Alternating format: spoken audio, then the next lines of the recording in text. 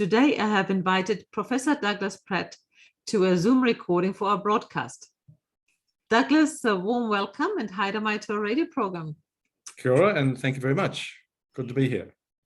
Douglas Pratt retired in 2018 as Professor of Religious Studies at the University of Waikato. Still active in research and writing, he is presently Honorary Professor in Theological and Religious Studies at the University of Auckland, as well as being the Anglican priest in charge on Waiheke Island. Douglas is a founding member of the Religious Diversity Centre, Aotearoa, New Zealand. Douglas, you are a committed Anglican. You're currently the Anglican priest in charge on Waiheke Island, and you're active in ecumenism and interreligious dialogue. How did your interest in these forms of dialogue start? Well, it started a long time ago, really. Ecumenism, because I began life as a Methodist and gravitated in the end to the Anglican community, really as a result of ecumenical engagement, firstly as a theological student when I trained in with Anglicans and Methodists together. And of course, my training was in the early 70s, which was still in the heyday of ecumenical energies and interests and so on, forming a joint theological college and other kind of activities. And although in New Zealand, the move to establish a national church, a united church, had founded, there was still a lot of ecumenical interest and activity going on. So that's my background there. That's extended further in relation to my academic career when I was having been involved in interreligious dialogue and interreligious issues, because much of that has been within an ecumenical context, such as with the World Council of Churches and working with the Vatican and so on. So whilst there are certainly examples of denominational engagement in interreligious affairs, dialogue, whatever, a lot of the major developments have been within an ecumenical environment. Christians across a variety of denominational identities through the organ, for example, of the World Council of Churches or other regional groupings, engaging with people of other faiths who are themselves very often ecumenical in the sense that there are diverse expressions of every major religion and diverse identities. And so often it's a case of one form of ecumenism meeting with another form of ecumenism, if you put it that way. Maybe you can just again clarify the difference between ecumenism and interfaith for those listeners who might not be too sure about it. Sure. Well, ecumenism, which derives from a Greek word oikumene, meaning the whole inhabited earth, or the sense of being together, was coined within obviously a Christian religious context, and was a movement that began or emerged out of the late 19th century, when initially Christian missionaries from different organizations and different churches began to ask the question, why are we competing with one another in the missionary field in terms of evangelical conversion? We're all trying to bring people to the same Lord, but we're doing it through different routes, and it becomes confusing. So that began the movement, or one of the features that began the movement in the 20th century, for Christians who had grown used to the sense of a really big diversity of denominational identity, such that, for example, when you go to the 19th century and early 20th century, and anything that references what we might today call religious diversity was actually talking about Christian diversity, not other faiths, Christian diversity. So ecumenism came out of the context of trying to resolve issues, competitive praxis, and so on, relating to a diversity of Christian denominational identities and breaking down barriers that Christians had put up, like for a long time, a Methodist wouldn't be seen dead with a Catholic, or vice versa, that kind of thing. Since then I've been to the Rome several times. Well, warmly welcomed every time. So that's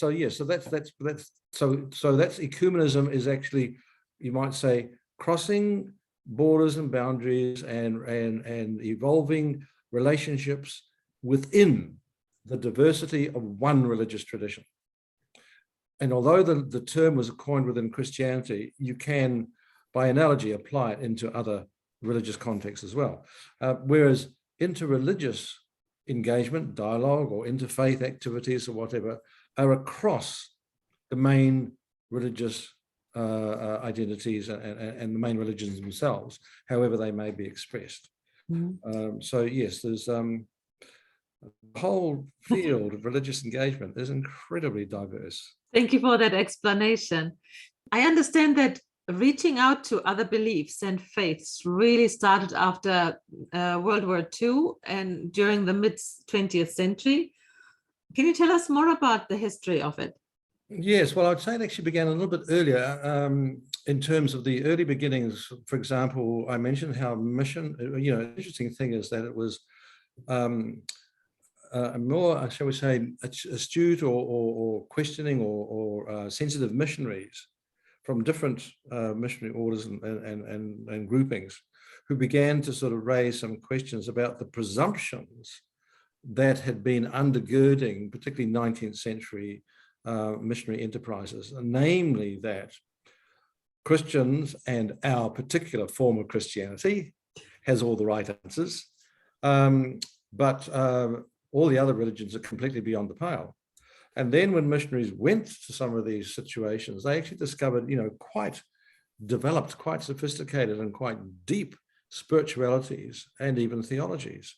And so that raised certain kind of questions, as well as the diversity that I mentioned. So in 1910, there was the first Great World Missionary Conference held in Edinburgh. Many hundreds of missionaries and other church leaders attended that conference.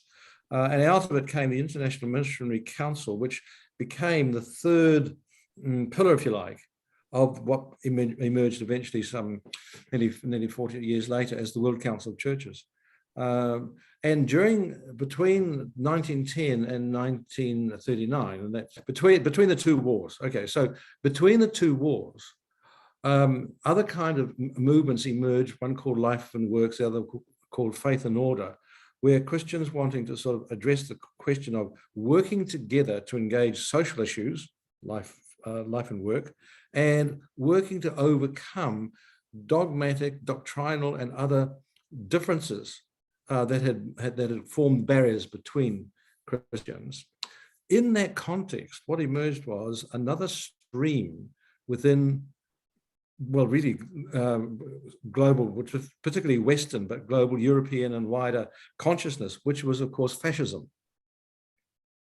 So you have in the interwar years, the rise of communism, the rise of fascism and the war in Spain, and so on. And so one of these sentiments that emerged in the 1920s, even within missionary context, but also in these nascent ecumenical situations, was that Christians need to work with people of other faiths because our common enemy is rising communism, secularism, atheism, fascism.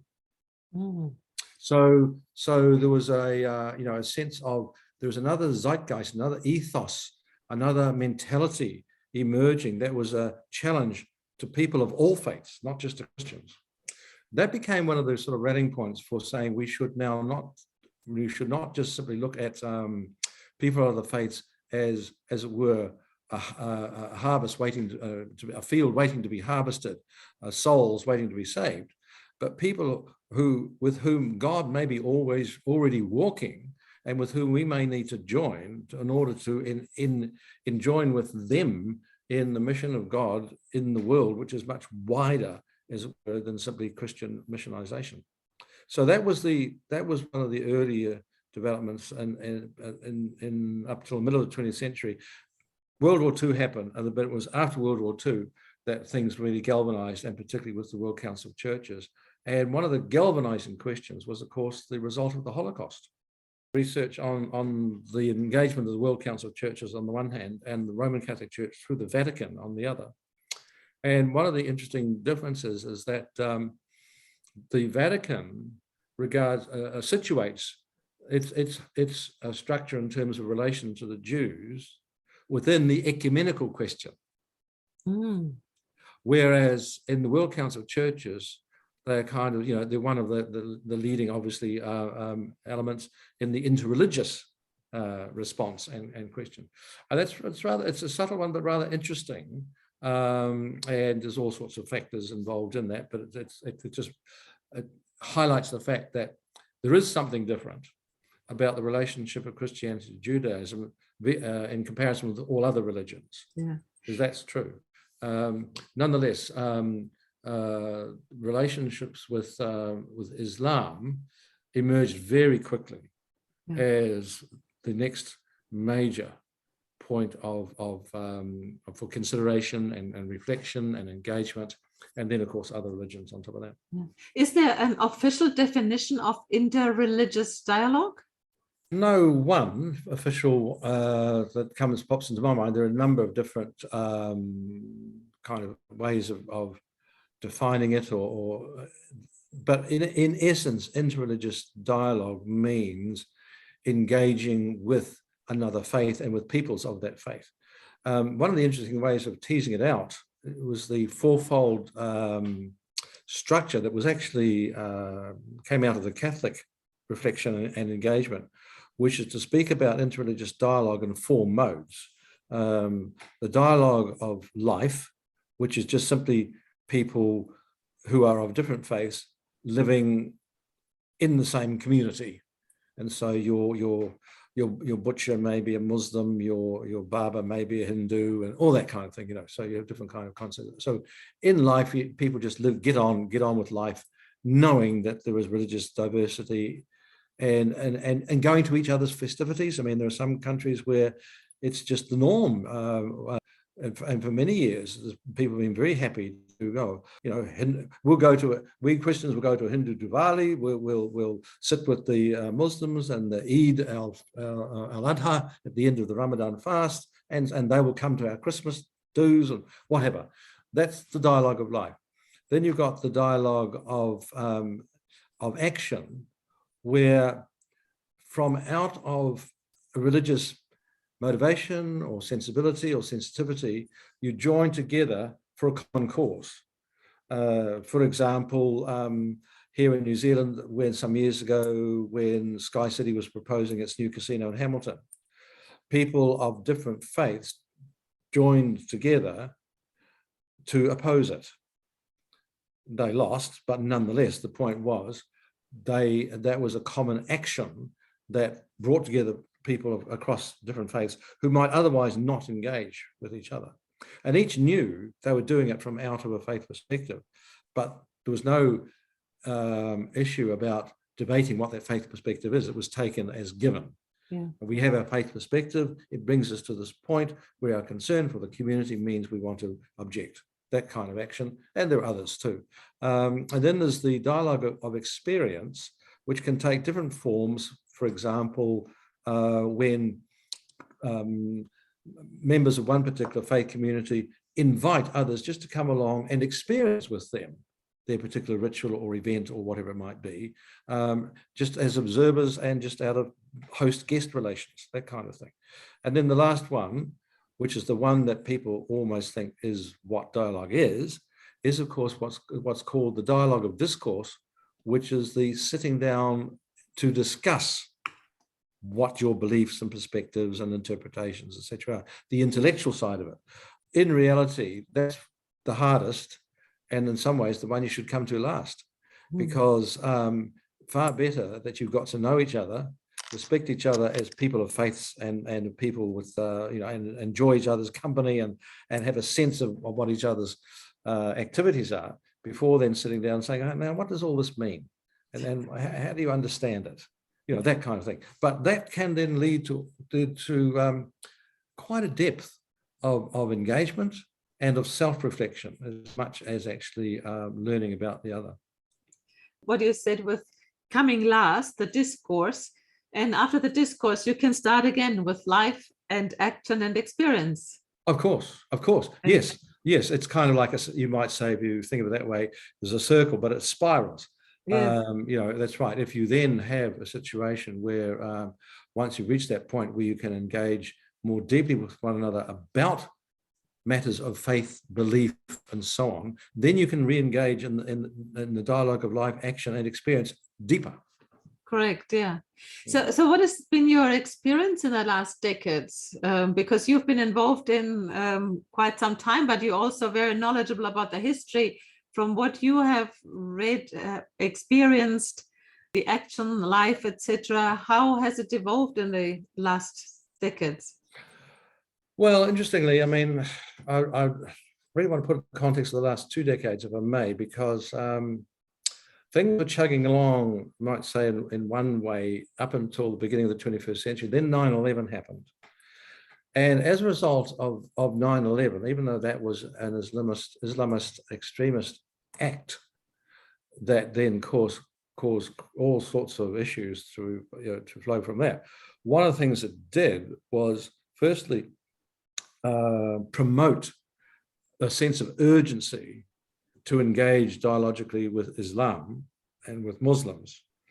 And that then led into other, deepening other things. And from out of the 9/11 experience, which precipitated all sorts of developments, particularly in Christian-Muslim dialogue, but it had spin-offs into others, there's 2 things that have happened. One is that there has been a very intentional deepening of the dialogue of discourse in certain very, very distinctive areas, both Christian Muslim, but also in other areas as well. There's been a greater intentionality that has emerged, and a realization that it is incumbent upon us, not, again, it goes back to the early, the 19th century, early 20th century, not simply to view people of other faiths as somehow lost it, and we're the ones who have it, but to see that these are people and these are faith systems that we need to actually understand better and engage with for a whole heap of reasons. So that's been the positive. But within that, and I've already kind of alluded to it, there's been the negative, which is an increasing reaction of deepening exclusivism from within religions, Christianity, Hinduism, Buddhism, Islam, what we loosely might refer to as right-wing kind of conservatism or fundamentalism. But my take on it is that it's actually a deepening exclusivism and absolutism, which really takes some narrow belief perspectives or values or whatever, and makes those, if you will, the God, makes those perspectives so tight, so fixed, anybody who's outside them is either suspect or is dehumanized and so on. We saw it most dramatically with the evolution of ISIS and the state that they tried to create, and how in their rhetoric and in their actions, anybody, even Muslims, who were not of their ilk, were in the gun. And so you had, for example, I visited Oman in 2016, and at the time I've been there for a consultation, and the Omanis, who are Ibadi Muslims, they're neither Sunni nor Shia, but they're traditionalists, but they're liberal with it and very tolerant. They knew at that time that if ISIS won, they would be next in the firing line. Mm-hmm. And there was very deep concern that ISIS should not win, and so they were very much supporting the forces opposing ISIS, and other Muslims did it for similar and some other reasons as well. So that's just an example, but we've seen other huge examples in very recent times where a very strident form of exclusivist religion, be it Hinduism in India, be it Christian Protestantism in the United States, or whatever, that are now actually taking the center ground politically, or very nearly, and so a sense of liberality, affirmation of diversity, acceptance of others and otherness are under threat. But those are the values that came out of good dialogue, accepting others, realizing that there's great diversity, recognizing that we don't have in our faith traditions the last word on divinity, on who God is, what God is, and what faith is all about. But we are seeing increasing signs of people who claim they do. So in a way, that must be very frustrating. If you work in interreligious dialogue, you bring faith together, and at the same time, each faith is expanding into areas where they are again irreconcilable. I know, and I mean, there are sometimes I get the feeling that I've been on my own sort of crusade, you might say, of trying to bring a bit of light into the interreligious context, and feel like in the end I've failed, and it's the darkness is likely to win. I mean, that's one of my more pessimistic moods. But on the other side of the coin, I'm aware that it's like, I mean, faith and faith interactions is like the movement of a sea. And sometimes it's very calm and there's some nice little ripples and there may be an undercurrent and so on, and things are more to it than meets the eye. Other times it's churning with the winds of change and so on and so forth. And you think this is really rough and so on. So I think, that's life, and that's very much the experience of certainly religious history. And when you look at the history of interaction between religious communities, they've been very, very diverse over the centuries, particularly take, for example, Christians and Muslims, hugely diverse, sometimes of amicability and good mutual communal relations and cooperation and so on, and other times at daggers drawn, quite literally. So there's been huge variation down through the centuries, and I think that's probably will still be the case. But I didn't think it was going to change so fast in my lifetime. One last question. The New Zealand government is talking about social cohesion at the moment.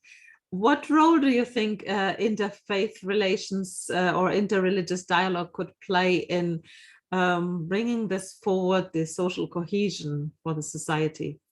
Well, I think a very strong one on two grounds.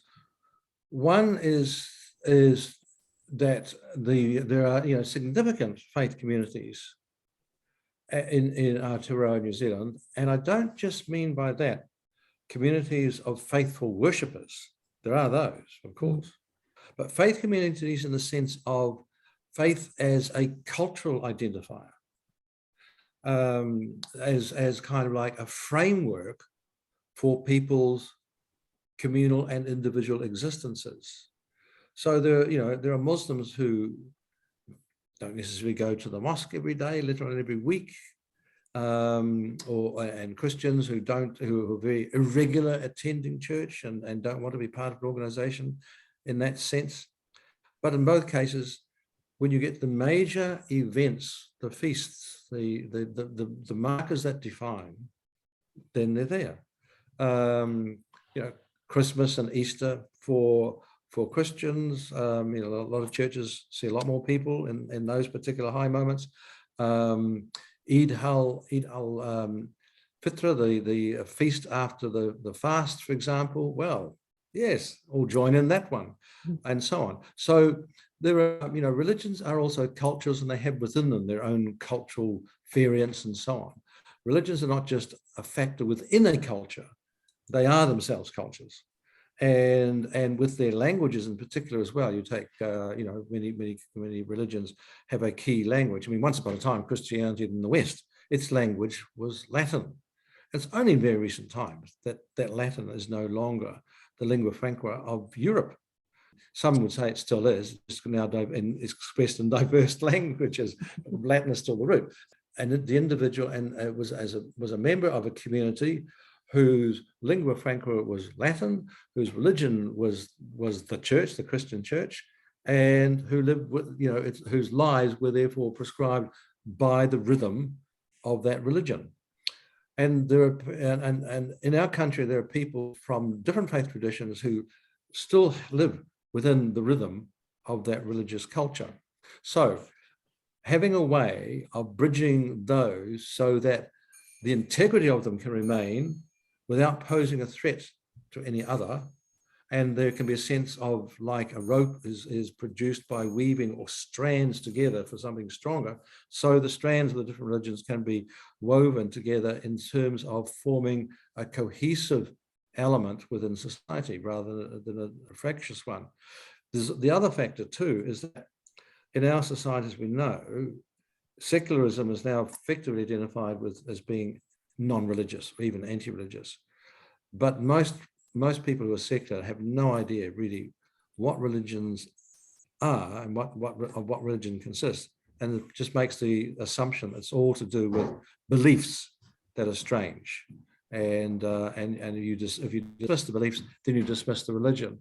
And so there's no understanding of the impact of community and the effect on community. So there's a need for religions to engage with each other and with the wider society as part of that project to undergird cohesion in our society.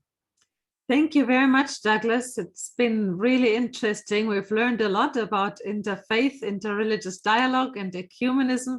Thank you so much for joining, and kia kaha, keep safe. Kia ora.